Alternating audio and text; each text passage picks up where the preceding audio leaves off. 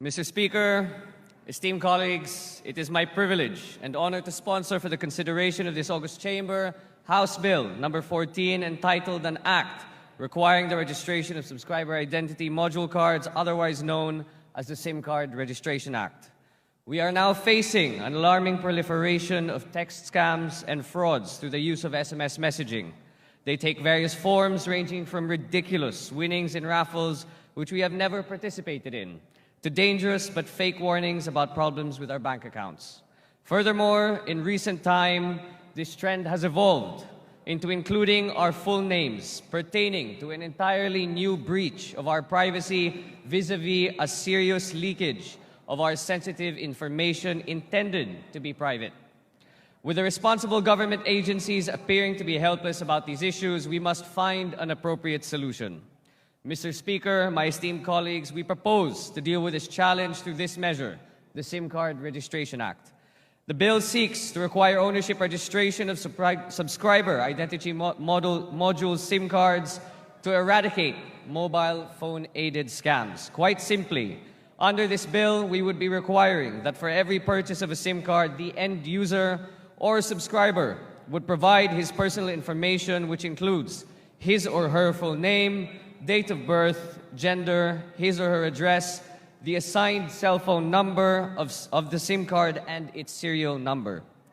This representation understands that through this process, more questions of privacy might arise, but in this bill contains safeguards, specifically in the confidentiality provision that would create a safe environment for registration to take place.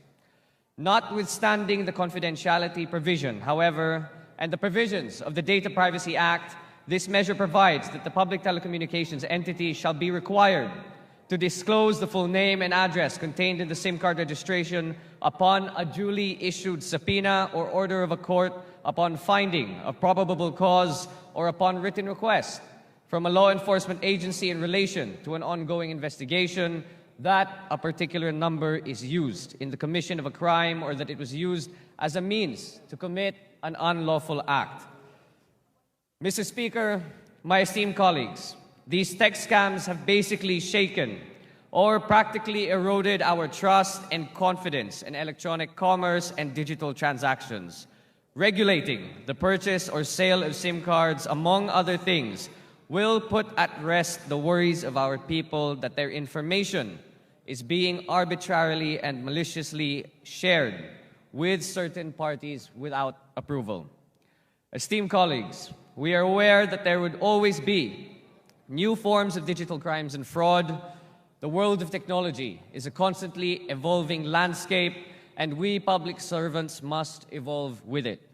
It is only through this dynamism that I'm sure this August Chamber hopes to possess can we provide the relevant legislation to tackle such issues. We must highlight, however, that this act is not going to be a silver bullet against the ongoing scams that have proliferated in the last few months. However, this representation is confident that this will serve as a deterrent against unscrupulous people victimizing our fellow countrymen. The war against malicious forms of technology will be fought one battle at a time, and step by step we shall emerge victorious. We shall win it because we, in the government, have the resolve and the political and moral responsibility as guardians of the people's welfare. Maraming salamat po at magandang hapon po sa inyong lahat.